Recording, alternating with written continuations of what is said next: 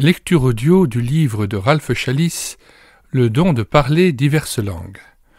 Une analyse détaillée des textes bibliques, suivie de quelques réflexions. Si la trompette rend un son confus, qui se préparera au combat?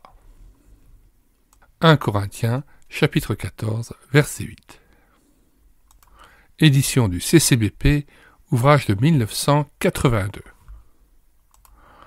Avant-propos de l'association Les Amis de Ralph Challis. Monsieur Challis a écrit ce livre comme étant le dernier d'une quadrilogie écrite chronologiquement dans cet ordre. 1. Si tu veux aller loin, édition Farel. Toujours disponible. 2. Le miracle de l'esprit. Ouvrage réédité aux éditions Excelsis. Explosion de vie. 3e ouvrage. Réédité aux éditions Excelsis. Et 4. Le don de parler diverses langues. Ouvrage épuisé, mais disponible en téléchargement gratuit sur le site internet médiathèque-chrétienne.fr. Comme M. Challis le dit lui-même au début de ce 4e livre, c'est le livre qu'il n'aurait jamais voulu écrire. Après avoir exposé tous les dons dans Explosion de vie, le don des langues étant l'objet d'une controverse doctrinale dans les milieux chrétiens, il a fait l'objet d'une analyse complète des textes bibliques originaux grecs pour fonder ainsi une doctrine objective de ce que la parole de Dieu enseigne expressément sur le don des langues. Une compréhension erronée des Écritures et les pratiques qui en ont découlé dans plusieurs mouvements depuis le siècle dernier ont fracturé l'Église et nombre de chrétiens ont cherché une réponse tangible et biblique à ces dérives qui les ont impactés. M. Challis expose une doctrine claire et dénonce les mauvaises interprétations du texte biblique, attribuant au Saint-Esprit des manifestations diverses qui ne sont en rien en corrélation avec la parole de Dieu. En même temps, il a publié en français le témoignage de son ami G.H. Lang, « D'où viennent ces langues ?» qui est un historique irréfutable parce que vécu de l'éclosion des pratiques de glossolalie, ou de parler en langue, en divers pays en 1906, dont nous autorisons aussi la publication sur médiathèque-chrétienne.fr. J'ajoute d'ailleurs que cet ouvrage de G.H. Lang, « D'où viennent ces langues ?» a été pris en charge intégralement en audiobook sur la chaîne YouTube Elle écoutait sa parole. Nous en mettons le lien dans les commentaires de cette vidéo. Le don de parler diverses langues, Ralph Challis. Lecture de la 4e de couverture. En fin de compte, où est la vérité? La controverse sur les langues miraculeuses dont parle le Nouveau Testament a déchiré le corps de Christ tout en accélérant l'unification non biblique du faux avec le vrai. Ce conflit a laissé un très grand nombre de vrais chrétiens fatigués, perplexes et inquiets quant à l'avenir. Comment connaître la vérité? Le seul remède consiste à revenir à la source, à redécouvrir la pensée exacte de Dieu telle qu'il la révèle dans sa parole. Le livre de Ralph Challis présente une analyse consciencieuse et fouillée de la totalité des textes bibliques sur le « parler en langue » entre guillemets. L'auteur désire exprimer son amour pour tout le peuple de Dieu, mais il sait que l'amour de Dieu passe avant même l'amour du prochain. Nous souhaitons que chaque chrétien s'efforce d'examiner à fond cette question dans les Écritures. Ce livre est destiné à aider ceux qui cherchent la vérité de Dieu d'un cœur honnête et entier, les éditeurs. Préface. Pourquoi un livre sur le don des langues? Depuis longtemps, l'Église de Christ est divisée et confuse sur cette question. On a parlé, écrit, discuté, argumenté. Mais, autant que je le sache, personne n'a encore proposé aux croyants une analyse sérieuse et complète des textes bibliques à ce sujet. J'ai trouvé cette carence inadmissible, c'est pourquoi j'ai entrepris, en comptant sur Dieu, de répondre à ce besoin. Il était inévitable que ce livre suscite de vives réactions. Je savais en l'écrivant que je deviendrais une cible et perdrais des amis. Au début de ma vocation missionnaire, comme plusieurs fois par la suite, j'ai dû connaître et accepter la voie de l'ignominie et du rejet. Le disciple n'est pas plus que son maître. Le service de Christ passe par la croix. Il aurait été si facile de ne prophétiser que des choses agréables, de marcher avec la foule, de mettre à profit la bonne renommée que m'apportaient les livres antérieurs. Mais Dieu, ces derniers temps, a fortement imprégné mon esprit de la prophétie donnée à Jérémie, chapitre 23, verset 28, que celui qui a entendu ma parole rapporte ma parole fidèlement. Et c'est ce que j'ai cherché à faire. Ce livre est donc une étude approfondie, fondée sur l'ensemble du texte grec, de tout ce que Dieu dit sur cette question difficile. J'explique les textes en me référant chaque fois au passage que je considère normatif, c'est-à-dire acte 2, qui est de loin le plus clair et même le seul qui ne présente aucune ambiguïté. Paul lui-même, dans sa définition des langues, dans 1 Corinthiens 14, verset 22, confirme cette interprétation car il affirme que les langues sont un signe, non pour les croyants, déjà convaincus de la vérité, mais pour les non-croyants, afin de les convaincre. Précisément comme dans Acte 2. Ce point de vue aboutit à une cohérence doctrinale rafraîchissante au milieu de la confusion actuelle. Cette analyse m'amène à examiner les influences philosophiques qui inspirent la recherche contemporaine d'une expérience irrationnelle. J'estime que celle-ci ne vient pas de la parole de Dieu, c'est-à-dire du Logos, qui est tout lumière, étant Dieu lui-même. Jean chapitre 1 verset 1. Mais de l'esprit du siècle qui cherche à outrepasser la raison par un empirisme existentialiste. J'examine finalement 1 Corinthiens 14, verset 21, où Paul cite la grande prophétie de Moïse concernant l'envahisseur terrible dont on ne comprendrait pas la parole.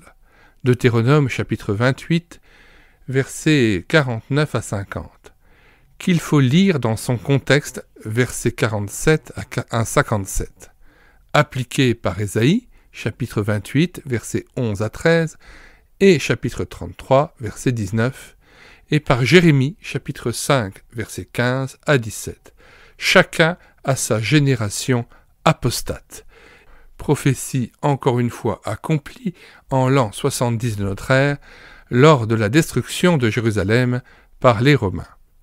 Cela me fait poser la question. Puisque pour Israël les langues inintelligibles étaient celles des ennemis qui finalement détruisirent son pays, que signifient pour l'Éternel les langues inintelligibles que nous entendons aujourd'hui?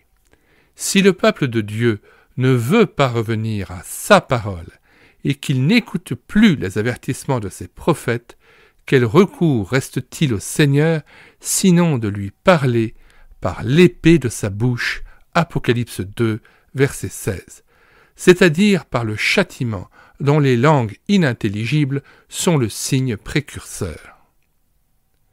Mon peuple est détruit parce qu'il manque de connaissance, Osée chapitre 4, verset 6. On n'enseigne guère dans les églises la nécessité d'une étude systématique et personnelle de la Bible entière. Cette lacune est le plus grand malheur de notre siècle. Le libéralisme, en sapant l'autorité de l'Écriture, a ouvert la voie aux interprétations subjectives. Les unes en renient la valeur par une rationalisation humaine, disant « la science enlève à la Bible sa crédibilité ». Les autres par un empirisme existentialiste, disant « l'esprit me parle, donc l'Écriture passe au second plan ». Est-ce étonnant si un christianisme aussi indécis cherche finalement à se sécuriser sous l'égide du consensus ecclésiastique de la grande Église de l'Apocalypse? Les ennemis de l'Évangile ne craignent pas nos expériences inintelligibles, mais ils ont tellement peur de la logique inexorable de la Bible qu'ils la haïssent et la suppriment partout où ils en ont le pouvoir. La Bible est de la dynamite spirituelle, entre guillemets, c'est pourquoi elle est à présent interdite dans les 2/3 du monde, comme elle l'a été pendant des siècles, même ici en Occident, et comme elle l'y sera à nouveau un jour. La Bible est notre plus grand trésor. Elle est notre salut, car elle est la vérité. Nous la négligeons à notre péril. Je ne voudrais pas que ce livre soit considéré comme une attaque contre mes frères en Christ. Au contraire, je désire les aimer même s'ils ne sont pas d'accord avec mon exposé. Seulement, je ne crois pas que l'amour doive se taire face au danger, et j'estime que nous sommes en danger. Le danger effrayant d'une insuffisance en ce qui concerne la parole de Dieu. Le plus grand service que nous puissions nous rendre les uns aux autres consiste à confronter chacun son frère à cette parole. C'est ensuite à chacun et au peuple de Dieu tout entier d'examiner l'Écriture par lui-même. L'Esprit de Dieu veut bien nous conduire dans toute la vérité, c'est-à-dire dans toute la parole de Dieu. Il a inspiré les Écritures précisément pour notre enseignement. Quelle folie que de les négliger! Celui qui se donne la peine de les sonder d'un bout à l'autre en profondeur trouve que sa foi est enracinée en Dieu lui-même, au lieu d'être suspendu à un homme ou à la merci de tout vent de doctrine. Ce n'est qu'après 50 ans d'étude de la Bible que j'ai enfin ouvert la bouche sur la question traitée dans ce livre. Je demande à mes frères d'écouter de même longuement et honnêtement celui qui va nous juger tous.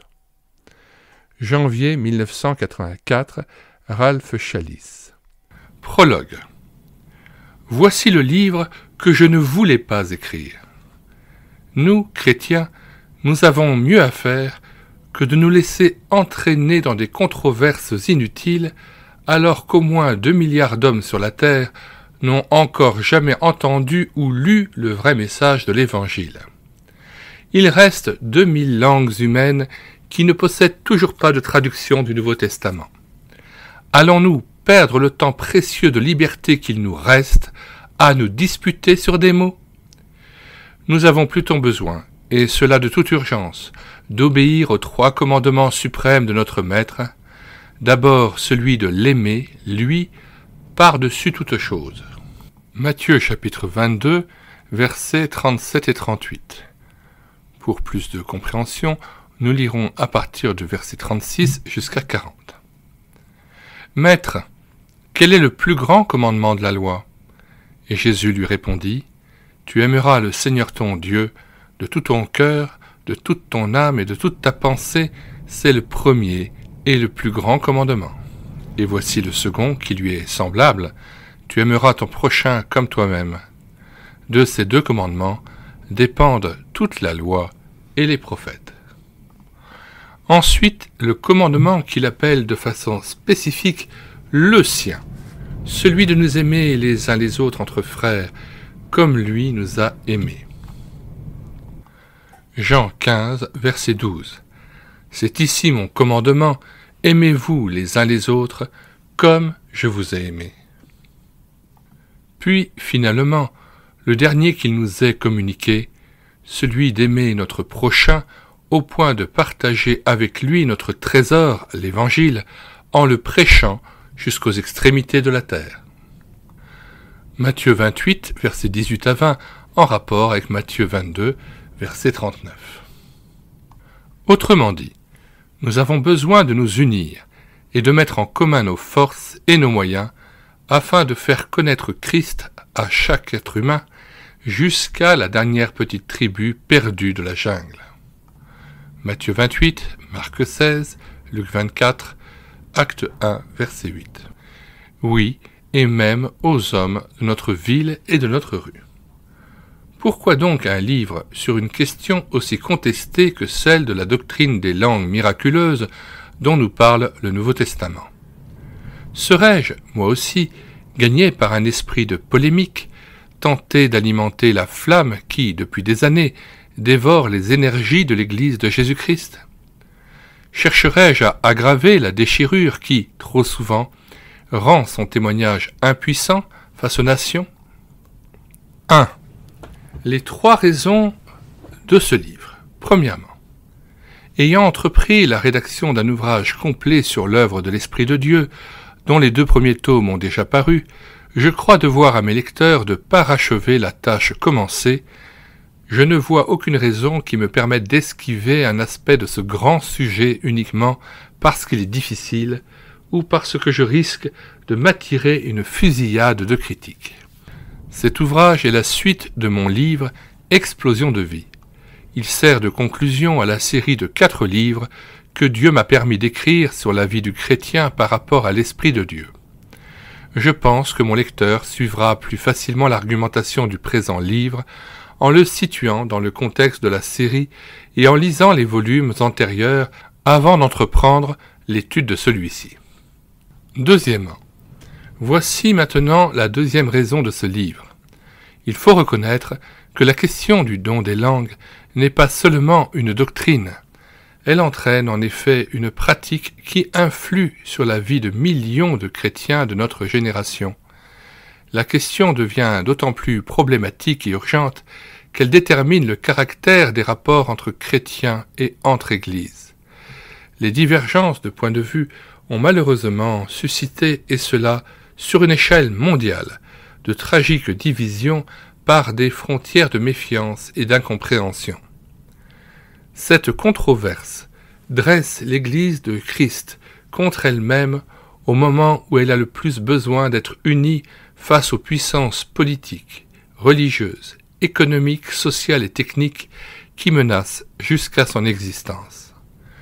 N'oublions pas le 7e siècle, époque où une moitié de la chrétienté fut exterminée par l'épée de l'islam. C'est un avertissement, parmi beaucoup d'autres, que nous ne pouvons pas nous permettre d'oublier. Ce n'est donc pas un thème d'intérêt purement académique que je traite ici. Les problèmes qu'il soulève vont droit au cœur de notre raison d'être. Ce serait une lâcheté si je ne les regardais pas en face. Troisièmement, une 3e raison justifie à mes yeux la publication de ce livre. Malgré tout ce qui a été dit et imprimé ces derniers temps sur le thème du don des langues, il n'en est pas moins vrai que de très nombreux croyants demeurent confus et troublés par les conflits de doctrine et de pratique. Beaucoup d'entre eux sont profondément chagrinés par l'aigreur de la controverse et encore plus par les divisions qu'elle a provoquées. Nombreux sont ceux qui ont fini, certes, par prendre position pour ou contre, mais l'attitude adoptée par les uns et les autres semble dépendre le plus souvent non d'une conviction biblique, mais plutôt de leur affiliation ecclésiastique ou de leur relation humaine. Je suis troublé de constater que même des prédicateurs bien connus ne sont pas toujours au clair quant au sens des textes bibliques en question. Il me semble de plus en plus évident que peu de chrétiens se sont donné la peine d'examiner cette question à fond dans les Écritures. Ce livre est précisément un examen complet et détaillé des textes bibliques qui se rapportent au don des langues. Aucun sujet n'a suscité depuis quelques années autant de controverses, d'amertume et de confusion que la doctrine des dons spirituels. Depuis quelque temps, le monde chrétien est inondé de témoignages, d'affirmations et d'exhortations de vive voix et par écrit au sujet du Saint-Esprit. Nous pouvons remercier Dieu pour ce qu'il y a de vrai dans tout cela et surtout pour les vies qui ont été renouvelées par le Seigneur à travers ce ministère. Pourtant, certains aspects de cette propagande me troublent profondément. Je lui reproche surtout une mauvaise exégèse du texte biblique. On sort des versets ou, pire encore, des demi-versets de leur contexte pour, entre guillemets, prouver une conclusion prédéterminée sans rapport avec le sens général du passage en question ou de l'enseignement complet de la Bible. On fonde des conclusions sur un ou plusieurs passages présélectionnés en laissant de côté, consciemment ou non, d'autres passages très pertinent qui modifierait les arguments employés. C'est ainsi que l'on fait dire à l'Écriture ce qu'elle ne dit pas. Qu'on veuille l'admettre ou non, ce genre de manipulation est appelé, dans le monde, du sophisme. Il est tout simplement malhonnête. J'en appelle au Seigneur Dieu de Jésus-Christ pour défendre sa parole. Ces 2 paragraphes sont cités de mon livre « Explosion de vie », appendice 2. Dans cet ouvrage, le don de parler diverses langues, je cherche à remédier à cette situation en confrontant mon lecteur à la totalité des textes bibliques à ce sujet et en donnant le sens selon la langue originale. 2. Animé de quel esprit? L'enseignement que Dieu nous donne par les Écritures sur le Saint-Esprit et ses dons est, dans l'ensemble, extrêmement clair. J'aurais aimé, c'est vrai, que notre frère, l'apôtre Paul, ajoute encore quelques précisions, particulièrement en ce qui concerne sa conception du don des langues. Pourtant, si Dieu a permis qu'il y ait, et il y en a, des difficultés d'interprétation sur certains points, je suis absolument convaincu que la sagesse divine n'a pas laissé ces problèmes dans le texte simplement pour nous confondre ou nous diviser. Ce n'est pas non plus parce qu'elle était incapable de s'exprimer avec suffisamment de clarté. Pourquoi ces difficultés? Non, les difficultés sont là pour sonder notre cœur, pour éprouver notre esprit, pour nous montrer combien petite est notre compréhension des voies de Dieu et combien nous avons besoin de patience et de respect les uns envers les autres.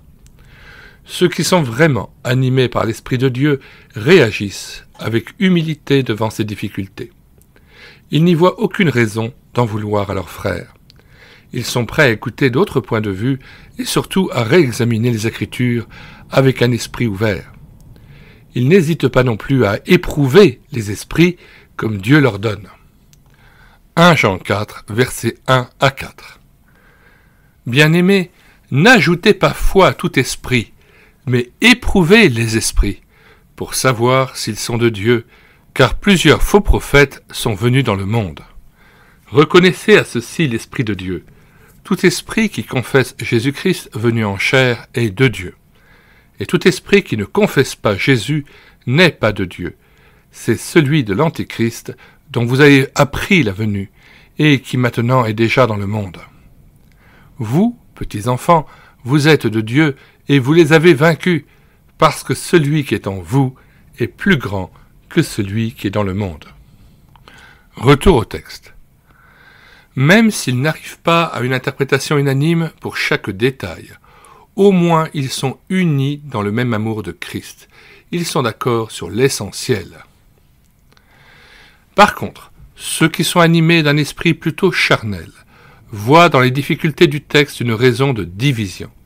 Ils sont prêts à condamner et à rejeter leurs frères dont la conscience ne permet pas de partager les mêmes opinions. Cela nous rappelle l'attitude des pharisiens qui étaient à cheval sur la dîme de la menthe et du cumin tout en oubliant, comme le dit le Seigneur Jésus, les aspects fondamentaux de la loi, la justice, la miséricorde et la fidélité. Matthieu chapitre 23, versets 23-24. Leur zèle les amenait à couler le moucheron tout en avalant le chameau. Christ est-il divisé?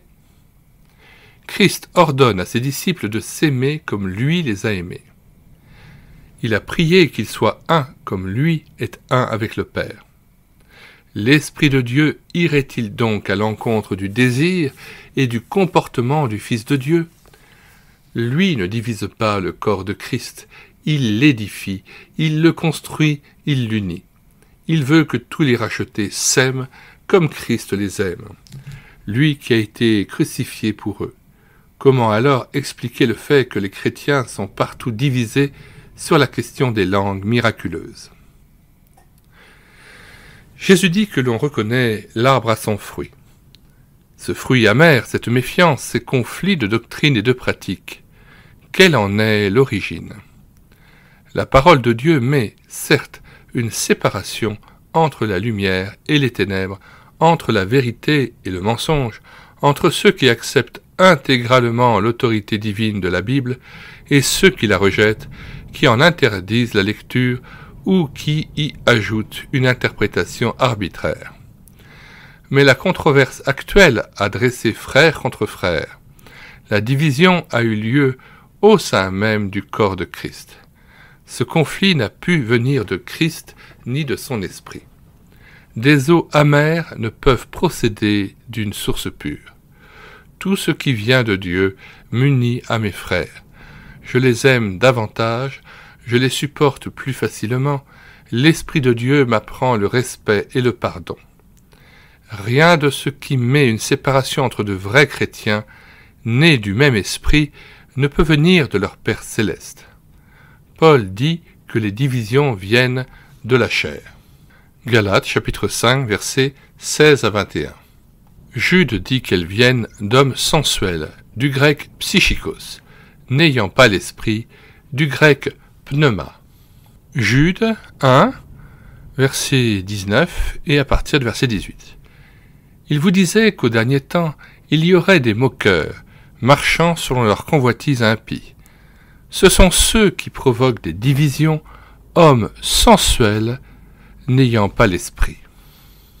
Jacques dit qu'un zèle amer et un esprit de dispute représentent une sagesse entre guillemets qui est terrestre, charnelle, du grec psychikos, et diabolique, du grec daimonides. Jacques 3, versets 14 à 17. Que penser alors d'une attitude et d'une doctrine qui provoque non seulement des divisions parmi les vrais chrétiens, mais qui crée en même temps une union non biblique entre ceux-ci et des faux frères qui ne croient pas à la divinité de Christ ou qui nient l'efficacité de son ministère unique de médiateur? L'apôtre Paul s'est fait un honneur de ne pas bâtir sur le fondement d'autrui. Romains 15, verset 20. Et je me suis fait l'honneur d'annoncer l'Évangile là où Christ n'avait point été nommé, afin de ne pas bâtir sur le fondement d'autrui.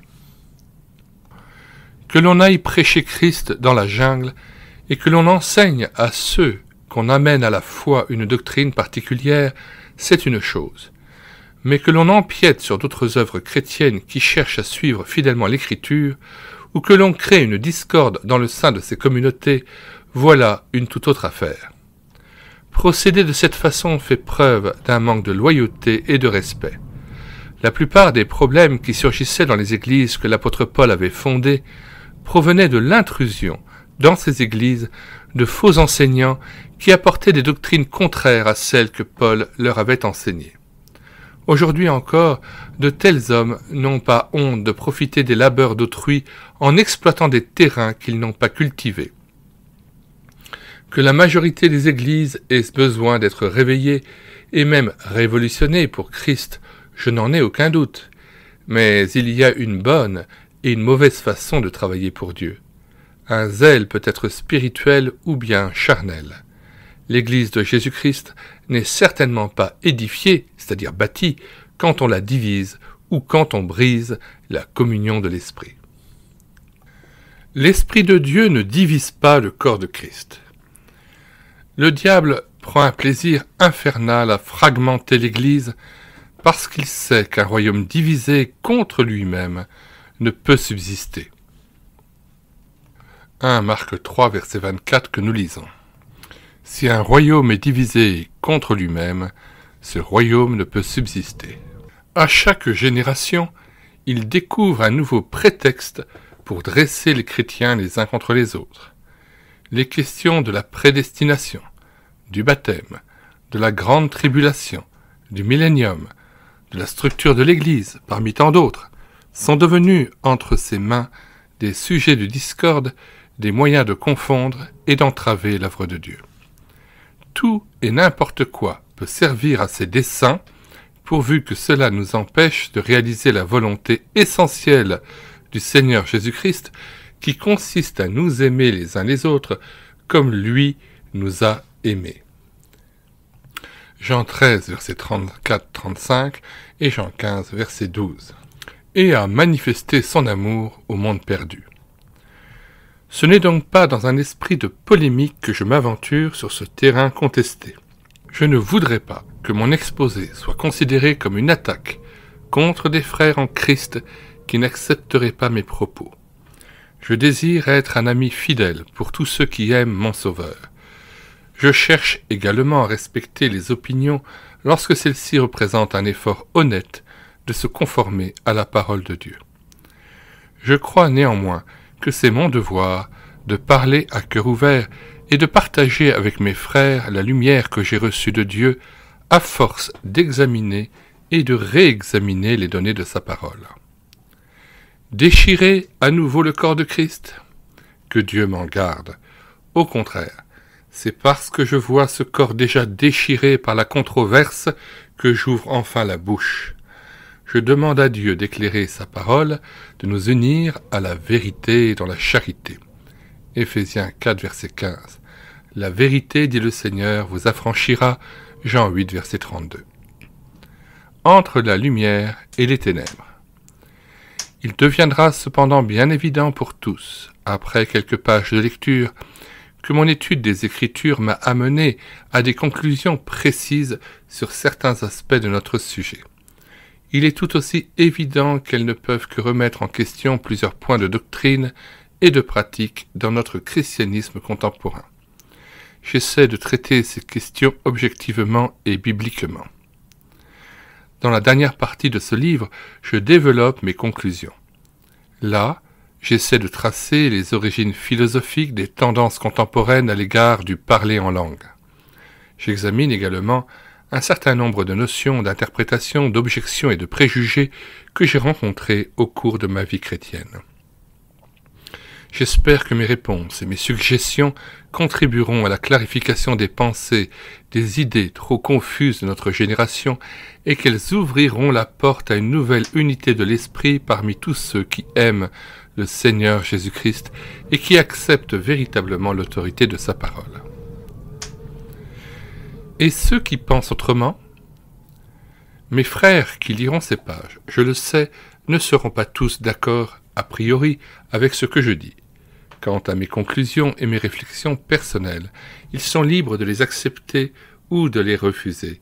J'ai seulement 2 requêtes à leur faire, de tout vérifier par eux-mêmes, honnêtement, selon la parole de Dieu.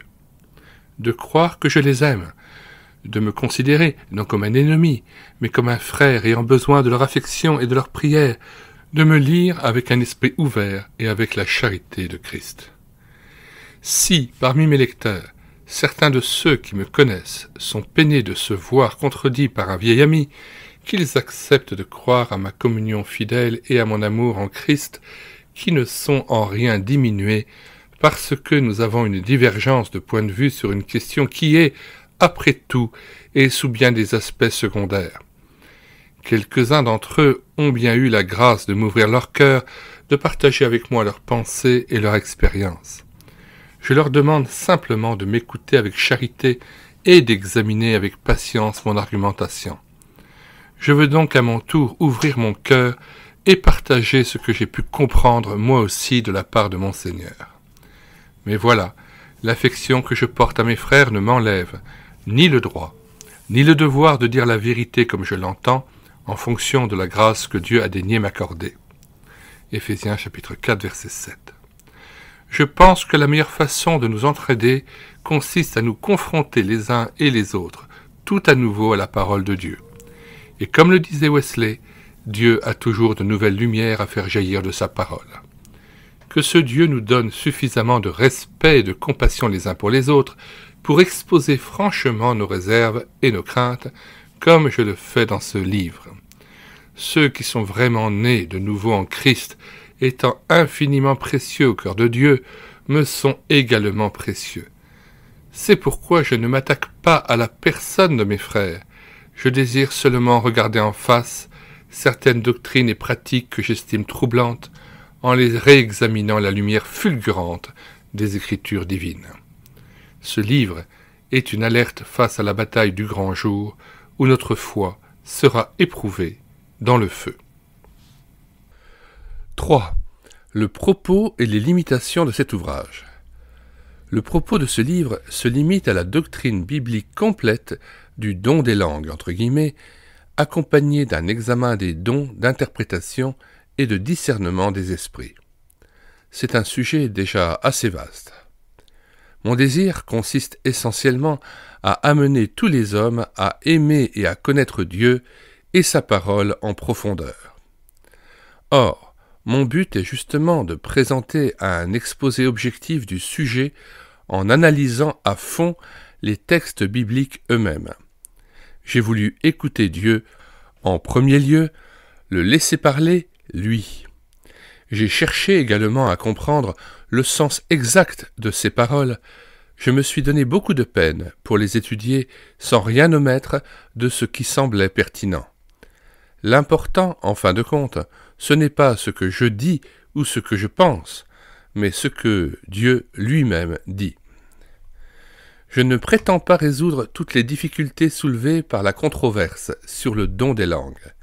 Dieu semble avoir laissé en suspens la réponse à quelques-unes de nos questions. Le fait que même des chrétiens très engagés soient partagés dans leur interprétation de certains textes et que de vrais hommes de Dieu soient des deux côtés entre guillemets de la controverse nous amène à aborder ces points avec humilité et respect. Le monde chrétien est encore traumatisé par ce conflit. Les aigreurs et les malentendus provoqués par cette tragique situation empêchent les uns et les autres de voir les faits objectivement. Nous sommes peut-être encore trop près de la mêlée pour en saisir toute la portée. D'ici une génération ou deux, si le Seigneur tardait à venir, nous pourrions sans doute, avec le recul des années, distinguer les valeurs réelles qui nous échappent encore. Pourtant, le temps presse. Il est tout à fait possible que nous soyons la génération qui devra affronter le système de l'Antichrist, même si nous ne sommes plus là pour être les témoins du dénouement final. Plus que jamais, nous avons besoin de voir clair, de savoir choisir sans hésitation le chemin à prendre. Nous devons apprendre à reconnaître les signes des temps pour savoir réagir face aux événements auxquels nous sommes confrontés, ne serait-ce que pour donner une orientation spirituelle à nos enfants. Nous avons également besoin de revoir ensemble, avec amour, mais avec intégrité, cette question qui tourmente et divise les chrétiens de notre génération. Ignorance de la Bible signifie ignorance de l'esprit. Parce que la parole de Dieu est si peu comprise, il est inévitable que son auteur, l'Esprit de Dieu, le soit lui aussi. Ignorance de la parole est accompagnée d'une ignorance de l'esprit. À première vue, cela paraît étonnant, car les chrétiens n'ont jamais autant parlé du Saint-Esprit que ces dernières années. Il est pourtant vrai que les églises en général souffrent d'une profonde ignorance de celui par qui elles existent, ainsi que des moyens qu'ils emploient pour se manifester par elles au monde. Pourquoi y a-t-il tant de chrétiens découragés, frustrés, aigris, alors qu'ils ont un Père céleste qui possède toutes les ressources de l'univers? Le troupeau de Dieu est affamé, il lui manque le pain de vie. Les chrétiens cherchent une réponse à leurs besoins spirituels, mais trop souvent on ne leur donne que de la paille et du vent. La plus grande catastrophe de notre génération réside dans son ignorance de la parole de Dieu. On enseigne très peu dans les églises la nécessité d'une étude personnelle et quotidienne de la Bible dans sa totalité. Or, nous ne pouvons connaître Dieu que par Jésus-Christ. Nous ne pouvons connaître Jésus-Christ que par le Saint-Esprit, et celui-ci ne le révèle que par les Écritures qu'il a inspirées dans ce but précis. Notre foi ne peut venir que de la parole de Dieu. Romains 10, verset 17, que nous lisons. Retour au texte. Tant que notre compréhension des Écritures demeure insuffisante, l'ennemi peut conditionner notre pensée et l'orienter vers un objectif qui n'est pas celui de Dieu. Or, il est possible que des bergers spirituels se trompent. À combien plus forte raison le troupeau qu'ils conduisent risque-t-il de s'égarer? Le monde chrétien a plus que jamais besoin d'un véritable renouveau spirituel. Mais si celui-ci n'est pas accompagné et même inspiré par un approfondissement des connaissances bibliques, il ne peut aboutir à rien de durable. C'est pourquoi, dans ce livre, j'ai voulu mettre l'accent sur l'autorité de la parole de Dieu. L'Esprit de Dieu et la parole de Dieu ne peuvent être dissociés. L'unique point de référence, la parole de Dieu. En fin de compte, ce sont les Écritures saintes qui doivent elles-mêmes fournir la réponse aux questions qu'elles-mêmes soulèvent. Puisque le Nouveau Testament parle d'un don des langues, entre guillemets, ou plutôt d'un don de parler diverses langues, c'est nécessairement dans ces textes que nous devons en chercher l'explication. Si la parole de Dieu ne se suffit pas à elle-même, comment pourrons-nous espérer parvenir à la vérité ? Si, pour saisir la portée de la révélation divine, nous dépendons après tout de nos raisonnements ou de ceux de nos conducteurs, si nous dépendons de nos traditions ecclésiastiques ou autres, ou encore de l'empirisme de nos expériences, cela signifie tout simplement que nous ne pouvons être sûrs de rien. Les raisonnements, les traditions, les expériences se contredisent souvent et changent, comme les saisons et les vicissitudes de la vie. Non, au contraire, nous ne pouvons acquérir une certitude qu'en bâtissant nos conceptions et nos doctrines, comme nos propres vies et notre espérance éternelle, sur le fondement solide de la vérité de Christ telle que Dieu nous la révèle dans la Bible. Il ne s'agit pas d'un principe vague ou d'un saut dans l'abstrait, mais d'une définition mise par écrite, donc inaltérable. Notre foi est ainsi fondée sur le roc et non sur le sable. Écoutez Dieu seul. Vu la confusion qui entoure la doctrine du don des langues, il est évident que notre plus grand besoin consiste à découvrir la signification exacte du texte biblique. C'est pourquoi je cherche à fonder sur la Bible seule les conclusions que j'exprime dans cet ouvrage. Afin d'atteindre cet objectif, afin d'être honnête dans mon exégèse, je me suis imposé, comme pour mes livres antérieurs, la discipline de suivre les 3 règles fondamentales d'interprétation de l'Écriture. Toute la parole de Dieu, rien que la parole de Dieu interprétée par elle-même. De cette manière, nous permettrons à l'Esprit de Dieu de nous conduire dans toute la vérité en écoutant la seule voix de Dieu, sans la confondre avec celle d'autrui. 1. Toute la parole de Dieu. Je me suis proposé comme but de présenter une analyse complète et claire de tous les passages bibliques, sans exception, en rapport avec le don des langues.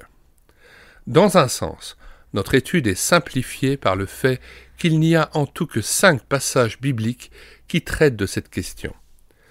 J'ai donc étudié minutieusement les textes originaux de ces 5 passages en langue grecque, en les comparant les uns aux autres et en les situant dans leur vrai contexte, afin d'éviter toute fausse conclusion et de déterminer avec précision le sens que Dieu lui-même attribue à ce don. Que Dieu nous garde de retrancher quoi que ce soit de sa parole. Apocalypse 22, verset 19, que nous lisons. À partir du verset 18. Je le déclare à quiconque entend les paroles de la prophétie de ce livre. Si quelqu'un y ajoute quelque chose, Dieu le frappera des fléaux décrits dans ce livre. Et si quelqu'un retranche quelque chose des paroles du livre de cette prophétie, Dieu retranchera sa part de l'arbre de la vie et de la ville sainte décrit dans ce livre. Verset 20. Celui qui atteste ces choses dit « Oui, je viens bientôt. Amen. Viens, Seigneur Jésus. Que la grâce du Seigneur Jésus soit avec tous. » En fait, nous voyons que ces paroles d'avertissement sont données à la fin même de la parole de Dieu, de la Bible, et à la fin de l'Apocalypse. Retour au texte. Deuxièmement, rien que la parole de Dieu. Nous devons aborder ces textes avec un esprit vraiment ouvert, en faisant abstraction de nos préjugés et de nos présuppositions, ainsi que des doctrines et des conceptions que nous avons apprises des hommes, même des plus éminents. Au lieu d'écouter des oui-dire contradictoires, nous écouterons l'auteur des textes, le Saint-Esprit qui les a inspirés. Cette règle, qui paraît si simple, est en fait très difficile à appliquer. Nous sommes tous conditionnés, entre guillemets, par notre environnement spirituel et par notre arrière-plan ecclésiastique ou philosophique. C'est avec beaucoup de peine que nous parvenons à faire la distinction, si nécessaire, entre la parole de Dieu elle-même et les interprétations humaines de cette parole auxquelles nous sommes habitués. Cette proposition ne signifie pas que j'ai négligé toute autre lecture ou que je me sois tenu à l'écart des divers mouvements spirituels de l'Église. Au contraire, je me suis renseigné le mieux possible par une lecture considérable et un échange d'idées auprès de mes frères en Christ de toute tendance. Pourtant, quand il s'agit de définir une vérité biblique, j'insiste sur la nécessité d'aller chaque fois à la source, à l'Écriture sainte. Je refuse de confondre le logos divin avec autre chose. La parole de Dieu est la source de toute vérité. La voix de Dieu doit avoir la priorité sur celle des hommes. La source est plus pure que les temps. Que Dieu nous garde d'ajouter quoi que ce soit à sa parole. Apocalypse 22, verset 19. Troisièmement, la parole de Dieu interprétée par elle-même. Quant à l'interprétation de ces textes, je me suis référé avant tout à l'Écriture même. J'estime que le Dieu qui nous a donné un cerveau et une langue est lui-même tout à fait capable de s'expliquer correctement à sa créature. Pour chaque doctrine, la Bible contient au moins un passage parfaitement clair, ne laissant aucun doute dans notre esprit. Afin donc de parvenir à une définition exacte et équilibrée de la doctrine à laquelle nous sommes confrontés, je me suis servi du texte le plus clair comme clé pour expliquer ceux qui seraient susceptibles d'avoir deux ou plusieurs interprétations. Ainsi, je laisse à mon Créateur le soin d'interpréter lui-même sa pensée. Je lui fais confiance. Nous parlons non comme pour plaire aux hommes, mais pour plaire à Dieu qui sonde les cœurs. Note 2. 1 Thessaloniciens 2, 4, que nous lisons à partir du verset 3. Car notre prédication ne repose ni sur l'erreur, ni sur des motifs impurs, ni sur la fraude. Mais, selon que Dieu nous a jugés dignes de nous confier l'Évangile, ainsi nous parlons, non comme pour plaire à des hommes, mais pour plaire à Dieu qui sonde nos cœurs. Retour au texte. Ce ne sont pas des paroles irréfléchies que j'offre à mon lecteur, mais au contraire, le fruit de près de 50 ans d'études de la Bible. Je me suis penché avec une attention toute particulière, et cela depuis un quart de siècle, sur les questions soulevées par la doctrine biblique du don des langues et par ses contrefaçons. J'ai désiré entendre la voix de Dieu lui-même et connaître sa vérité. Je lui ai demandé de m'aider à discerner les esprits, à sortir du labyrinthe de doctrines confuses qui paralysent si souvent l'œuvre de l'Évangile. Ce n'est pas sans crainte que je présente ce livre devant le public. Dieu nous avertit que ceux qui enseignent sa parole seront jugés plus sévèrement que les autres hommes. Note 3, Jacques 3, verset 1.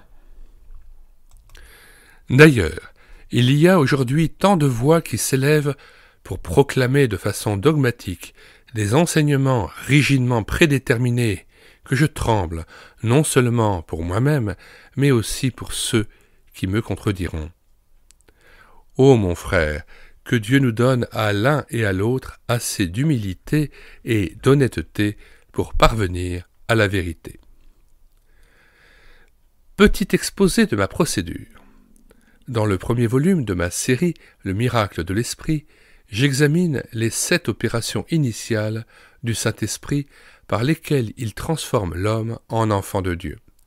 Cette étude est suivie de plusieurs appendices dans lesquels je réponds à certaines questions avec des clarifications supplémentaires sur le baptême de l'Esprit.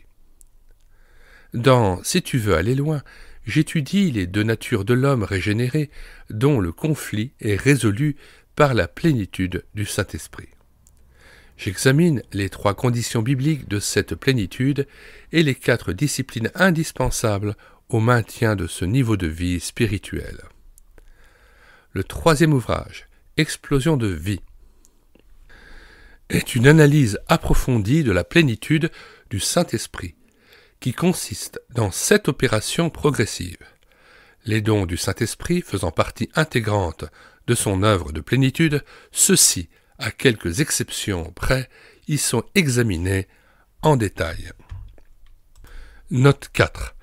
Par inadvertance, j'ai omis de traiter dans Explosion de vie les dons de présidence, Romains 12, verset 8, et de gouvernement, 1 Corinthiens 12, verset 28. J'espère les étudier au cours d'un prochain livre. Retour au texte. Le présent ouvrage cherche à combler cette lacune en étudiant le don des langues, le don d'interprétation et le don du discernement des esprits. Alors nous lisons la note 5 par rapport au don d'interprétation. Le don d'interprétation est analysé dans le commentaire sur les versets 5 et 13 de 1 Corinthiens 14, voire chapitre 15. Note 6. Le don du discernement des esprits est traité dans l'appendice A. Si vous voulez déjà les lire, vous pouvez télécharger l'ouvrage Le don de parler diverses langues déjà maintenant sur le site internet médiathèquechrétienne.fr. Faites une recherche alphabétique à Chalice et là vous pouvez télécharger l'ouvrage en Word ou en PDF. Retour au texte. Si je n'ai pas traité ces dons en même temps que les autres, c'est parce que la matière s'est avérée trop complexe et volumineuse pour être incluse dans Explosion de vie, un ouvrage déjà bien long.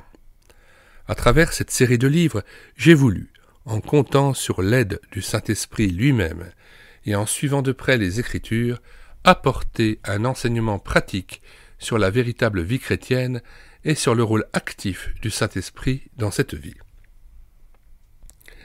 Les textes bibliques sur les dons spirituels. Commençons par tout voir en perspective.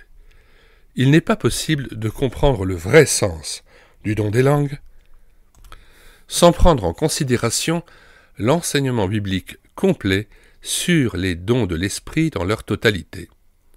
Le don des langues n'est qu'un don parmi plusieurs autres. Il faut l'étudier dans son contexte. Il faut voir la place qu'il occupe dans l'économie du Saint-Esprit. Pour apprécier la valeur d'une note de musique, il est nécessaire de l'entendre par rapport à la gamme entière. De même, pour apprécier à sa juste valeur la doctrine biblique du don des langues, il est indispensable d'étudier tout ce que Dieu dit sur la question des dons spirituels dans son ensemble. Nous ne pouvons cependant pas faire cela dans le cadre de ce livre, et je n'en vois même pas la nécessité, puisque je l'ai déjà fait de façon détaillée dans Explosion de vie. Note 1.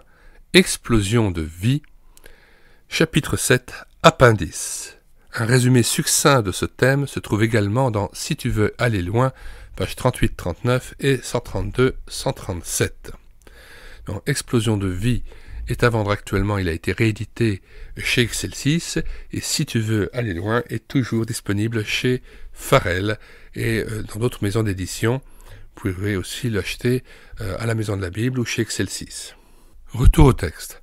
Mon lecteur aurait tout intérêt à s'y référer. Note 2. Pour celui qui ne peut le faire, je donne plus loin dans le présent ouvrage quelques notions de la conception biblique des dons, voire chapitre 7, retour au texte. Avant de lire le présent ouvrage, je conseille vivement aux lecteurs sérieux de relire les textes bibliques eux-mêmes sur les dons spirituels et de les avoir constamment sous la main et sous les yeux, de manière à se référer chaque fois à la source de toute vérité. En voici les références. Romains 12, versets 3 à 8. 1 Corinthiens chapitre 12 à 14 en entier, Éphésiens 4 versets 1 à 16 et 1 Pierre 4 versets 10 à 11. Tous ces passages, je le répète, sont analysés en profondeur dans Explosion de vie. Les textes bibliques sur le don des langues. Je rappelle qu'il n'y a dans toute la Bible que 5 passages où le « parler en langue » entre guillemets est nommé, dont 3 extrêmement brefs. Cela contraste étrangement avec, par exemple, les doctrines de la prière, de la foi, de l'avènement de Christ et tant d'autres pour lesquels les Écritures fournissent une abondance de textes. Le fait que notre matière biblique soit si limitée semblerait d'abord en simplifier l'étude, d'autant plus que la plus grande partie de l'enseignement biblique sur ce sujet est concentrée dans 2 passages principaux. Notre tâche est cependant fort difficile et délicate à cause de la controverse très aiguë qui l'entoure. Voici les textes en question avec, en plus, le nombre exact de mentions du mot « langue » qui y sont faites. L'unique texte du Seigneur Jésus, Marc 16, versets 15 à 18, une seule mention. Les 3 textes de Luc, Acte 2, versets 4 à 11, 4 mentions avec 2 mots différents. Acte 10, versets 44 à 48, une seule mention. Acte 19, versets 1 à 7, une seule mention. Note 1. Bien que les 4 passages ci-dessus soient déjà traités en partie dans le miracle de l'Esprit, note 1. Le miracle de l'Esprit, appendice 2, étude 1, texte 5, 9, 10 et appendice 3. Retour au texte et relecture de la phrase. Bien que les 4 passages ci-dessus soient déjà traités en partie dans le miracle de l'Esprit, nous allons les reprendre et les traiter de façon plus détaillée. Note 2. Remarquons que ni acte 1, ni acte 8, ni acte 9, bien que souvent cités, d'ailleurs sans justification, comme passages doctrinaux relatifs à ce sujet, ne font allusion au « parler en langue » entre guillemets. Je ne les ai donc pas inclus dans notre étude. Je les ai en fait commentés antérieurement dans le miracle de l'Esprit. Note 2, appendice 2, étude 1, texte 3, 4, 5, 8 et appendice 3. Retour au texte. Vu l'importance que certains chrétiens attachent à ces textes des actes, j'ai tout de même incorporé une partie de cette matière dans le présent livre. Pour les autres aspects, je réfère mon lecteur à mon ouvrage antérieur. L'unique texte de Paul, 1 Corinthiens chapitre 12 à 14, qui constitue un seul passage. Chapitre 12, versets 8, 28 et 30, 3 mentions. Chapitre 13, versets 1 et 8, 2 mentions. Chapitre 14, versets 1 à 33, versets 39 à 40, 15 mentions, plus 4 mentions du mot « voix », qui est traduit dans certaines versions par le mot « langue ». Note, ces passages de Paul, ne se référant pas à l'œuvre initiale de l'Esprit, n'ont pas retenu notre attention dans le miracle de l'Esprit. Je les examine ici pour la première fois et en profondeur. Quatrièmement, remarque sur le vocabulaire. 1. Quelques termes à définir. Dans le Nouveau Testament, les vrais chrétiens, ceux qui appartiennent véritablement au Seigneur Jésus-Christ, sont caractérisés par les expressions suivantes. Disciples, frères, saints, croyants, enfants de Dieu et chrétiens. Je sais que le monde se sert de ces termes à tort et à travers, mais dans le présent ouvrage, je les emploie dans le sens original et authentique.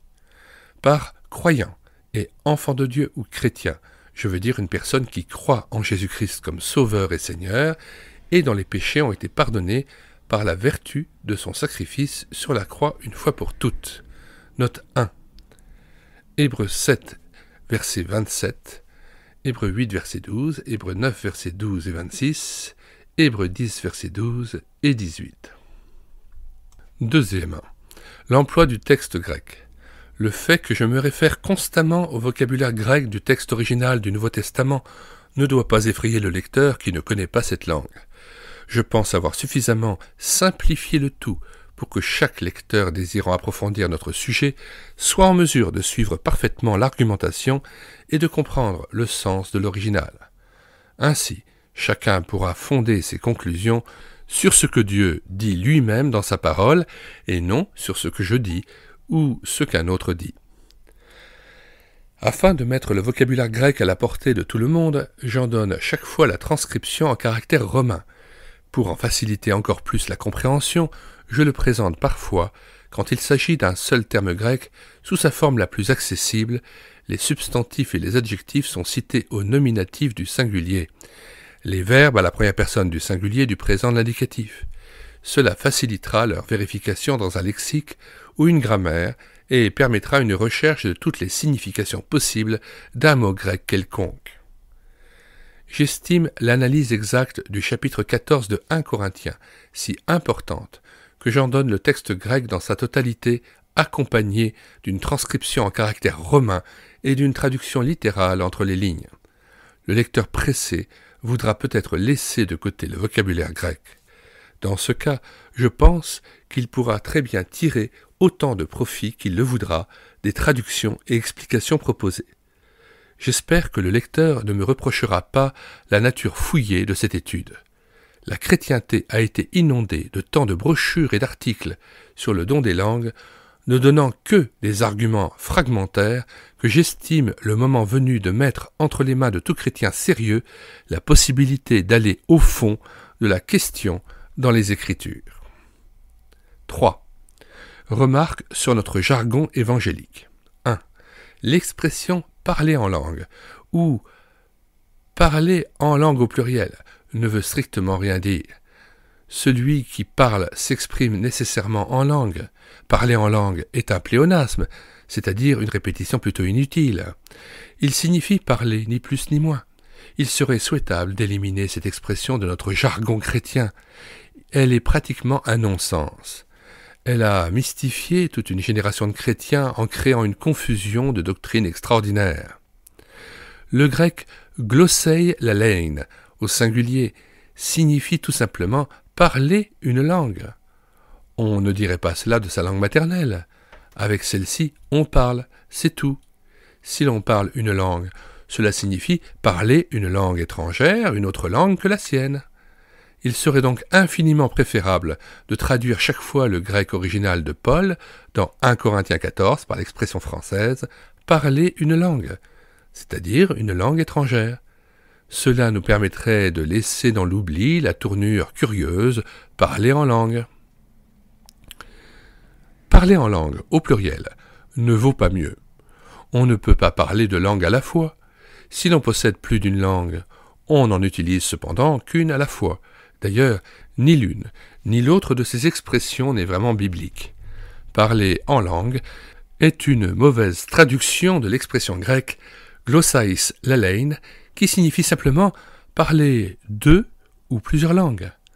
Cette notion correspond à celle de Paul dans 1 Corinthiens 12, versets 10 et 28, où il énumère certains dons spirituels. Il nomme le don de parler diverses langues, ou mot à mot, le don de diverses langues. C'est exactement le vocabulaire que nous utiliserions à l'heure actuelle pour décrire les capacités d'une personne bilingue ou polyglotte. Nous employons sans complexe le mot polyglotte qui dérive des deux mots grecs, plusieurs et langue. Pourquoi entourer ainsi d'une telle auréole de mystère les expressions grecques de Paul « parler une langue » ou « parler plusieurs ou diverses langues » ? Pour les anglo-saxons et les allemands, la confusion devient d'autant plus grande qu'il existe en anglais et en allemand deux mots signifiant langue. La glossolalie moderne est née en Amérique et en Angleterre à une époque où tous les chrétiens se servaient encore de la vétuste traduction de la Bible datant de l'an 1611.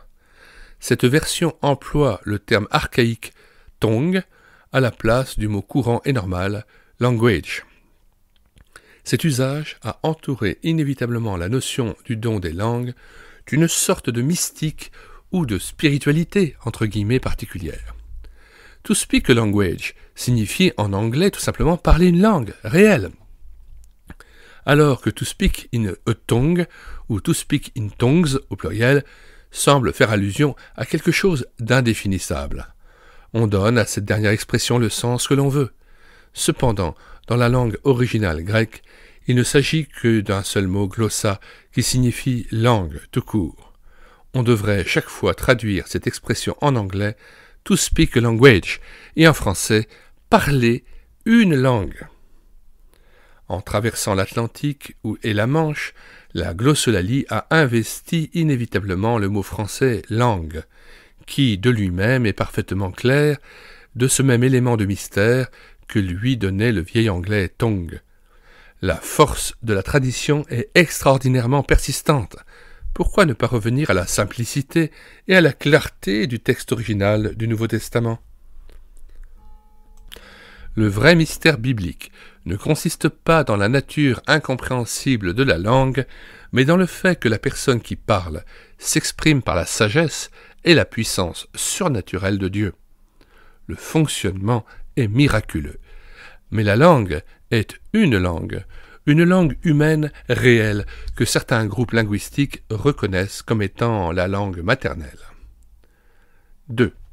Depuis quelques années, le mot glossolalie fait partie du vocabulaire chrétien. Ce terme est composé de deux mots grecs, glossa, la langue, et lalia, le parler, ou bien le bavardage, ou bien le dialecte. Il est utilisé très couramment comme synonyme de l'expression parler en langue ou langue au pluriel. Le grec glossolalia ne se trouve pas dans le lexique. C'est un mot moderne, hybride et inventé. Il signifie parler avec la langue ou parler une langue. Il est évident que ce mot est, lui aussi, un pléonasme. Quand on parle, on utilise inévitablement la langue. En fait, le mot glossolalie n'apporte aucune nouvelle lumière à la conception biblique du don des langues. Il accentue plutôt la confusion des idées. Puisque l'usage contemporain donne presque toujours à ce mot le sens d'une expression plutôt inintelligible, je trouve utile dans ce livre de l'employer pour décrire ce phénomène distinctif que je ne confonds pas avec le don des langues bibliques tel que nous le présente, par exemple, Actes chapitre 2. Prière. Ô Père céleste, daigne éclairer les textes que ton Esprit Saint a inspirés en nous accordant une intelligence divine et un cœur honnête pour en comprendre le sens véritable. Donne-nous en plus le désir et le pouvoir d'obéir intégralement à la révélation de ta volonté. Enseigne-nous par ta propre parole la vérité sur le thème auquel nous sommes confrontés, pour l'amour de ton cher Fils, Jésus le Christ et le Seigneur. Je confie cette étude entre les mains du Dieu Tout-Puissant, le Père de notre Seigneur Jésus-Christ, pour qu'il s'en serve comme il le voudra. Fin de la lecture du prologue. Dans les commentaires de cette vidéo, je le rappelle, nous mettons le lien de téléchargement gratuit de l'ouvrage de Ralph Chalice, Le don de parler diverses langues. Nous ajoutons aussi le lien vers notre playlist Pentecôtisme ou Christianisme, ainsi que de notre playlist Charismatisme ou Christianisme, ainsi que différents liens de téléchargement d'ouvrages traitant du parler en langue, ouvrages que nous avons aussi parfois pris en charge en audiobook, notamment le livre de Fernand Legrand qui est absolument incontournable, qui s'appelle « Tout savoir sur le parler en langue ». Autre ouvrage fondamental, celui de Georges Birch, ami personnel de Ralph Chalice, qui a écrit à la fin de sa vie l'ouvrage « Le ministère de délivrance », ouvrage que j'ai fait venir des États-Unis, que j'ai traduit, que j'ai pris en charge en audiobook et que j'ai mis dans médiathèquechrétienne.fr en téléchargement gratuit. Il est disponible en anglais et en français puisque j'en ai assuré la traduction intégrale. Dans le chapitre 8, vous avez le test ou la mise à l'épreuve du parler en langue qui nous est rapporté, Georges Birch ayant eu un ministère riche à ce sujet, ayant été amené des centaines de fois à tester, éprouver l'esprit de parler en langue pour savoir si, chez la personne qui était venue lui demander l'origine de son don, s'il s'agissait d'un don spirituel du Saint-Esprit ou si cet esprit derrière lequel il parlait en langue refusait de confesser Jésus-Christ venu en chair. Je rappelle que l'épreuve où le test de parler en langue est un ordre express de la parole de Dieu. Il se situe dans 1 Jean 4, versets 1 à 5, où il est dit explicitement « Bien-aimés, n'ajoutez pas foi à tout esprit, mais éprouvez les esprits pour savoir s'ils sont de Dieu, car plusieurs faux prophètes sont venus dans le monde. Reconnaissez à ceci l'Esprit de Dieu, tout esprit qui confesse Jésus-Christ venu en chair est de Dieu. Et tout esprit qui ne confesse pas Jésus n'est pas de Dieu. C'est celui de l'Antéchrist, dont vous avez appris la venue et qui maintenant est déjà dans le monde.